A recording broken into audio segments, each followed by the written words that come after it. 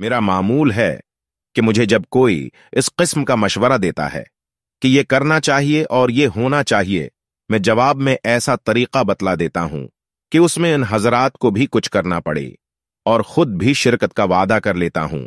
बावजूद मेरे वादी शिरकत की किसी को भी आमादा नहीं देखता। दूसरों ही को चाहते हैं कि सब यही करें, हमें कुछ न करना पड़े। फरमाया कि अब तो यह हालत है और उसे की फिक्र है कि मैदान में आना चाहिए। मैदान में आने का नतीजा ये होता है कि हजरा भी हाथ से जाता रहता है और मैदान भी हाथ नहीं आता। फिर इन लोगों के नजदीक मैदान में आने की न कुछ शराइत हैं, न हुदूद हैं। दीवानों के से एक बड़ है कि मैदान में निकलना चाहिए, आना चाहिए। यहां तक नौबत आ गई कि जबानों पर यह आता है कि मसाइल का वक्त नहीं, काम का वक्त है। काम करना चाहिए। जो लोग ऐसे हैं वो खुद तो किसी काम की रही है नहीं। इस पर गजब यह है कि खुद तो मुब्तला हुई ही थी। बेचारी तालिब इल्मों को जो पढ़ने पढ़ाने में मशगूल थी, इस बला में मुब्तला कर दिया और मैदान में ला खड़ा किया। ये ऐसा चटील मैदान है कि दाना है न पानी, न दुनिया है, न दीन। इस बदनज़्मी और बेढंगेपन की कोई हद है। मेरे ये राय है कि किसी तहरीक में भी तालिब इल्मों को शरकत की इजाजत न होनी चाहिए। इसमें सख्त मजर्रत ही आइंदा कैले जो कि इस वक्त महसूस नहीं होते। आखिर में पूछता हूं कि पढ़ने पढ़ाने में जब कोई मशगूल न रहेगा तो फिर ये जमात उलमाह के आइंदा काम करने वाले कहां से पैदा होगी? तुम तो सब कुछ हो, उलमा हो, मुक्तदा हो, पेशवा हो।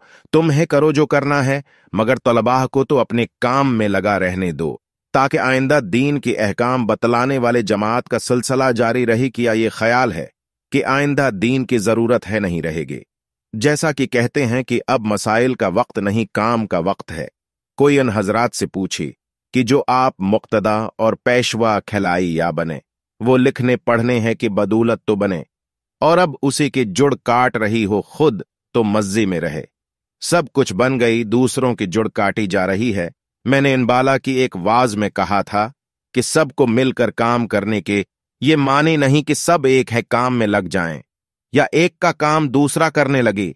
इस पर एक मिसाल बयान के थे कि जैसे एक मकान तैयार किया जा रहा है, उसकी तैयारी के लिए मियामार की भी जरूरत, बढ़ी की भी जरूरत, मजदूर की भी जरूरत। अब ये बतलाओ कि सब मिलकर जो तामीर का काम कर रही हैं, इसका क्या तरीका है? ये है कहोगे कि मामार एंट लगाए, बढ़ी आरा चलाए, मजदूर गारा पहुंचाए, एंट पहुंचाए। जब ये समझ में आ गया, अब मैं पूछता हूं कि अगर ये सब मिलकर एनट ही लगाने लगें, या सब के सब आरा है चलाने लगें, या सब के सब गारा एनट है पकड़ाने लगें, क्या मकान तैयार हो सकता है? जाहिर है नहीं।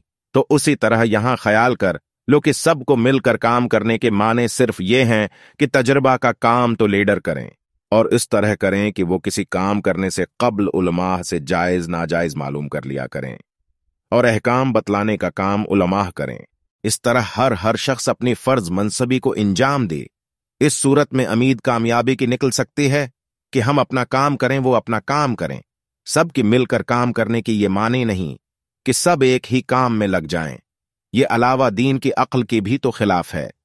खुदा मालूम यहां इन लोगों की अक्ल क्यों काम नहीं देते। मोटी बात है जो मैं कह रहा हूं। एक और मिसाल से समझ लीजिए कि अगर मर्द कमाया भी करे और पकाया भी करे, झाड़ो भी दिया करे, बच्चों का हाथ मुना भी धलाया करे, यानी ये सब उसी के जुमा हों, या उसी तरह औरत अमोर खाना दारे की भी जुम्मेदार हो और बाहर से कमा कर भी लाया करे, इस गड़बड़ में कुछ भी ना होगा, ना कमाए होगे, न उमूर खानादारी का इंतजाम होगा, सब निजाम गड़बड़ हो जाएगा। ये कैसे हो सकता है? हर शख्स को अपना अपना काम अंजाम देना चाहिए। ये ही कामयाबी का रास्ता है, वरना गड़बड़ करने से कुछ भी नहीं हो सकता। उलमाह का काम मसाइल बताना है, जवाज वादम जवाज हमसे पूछ लो।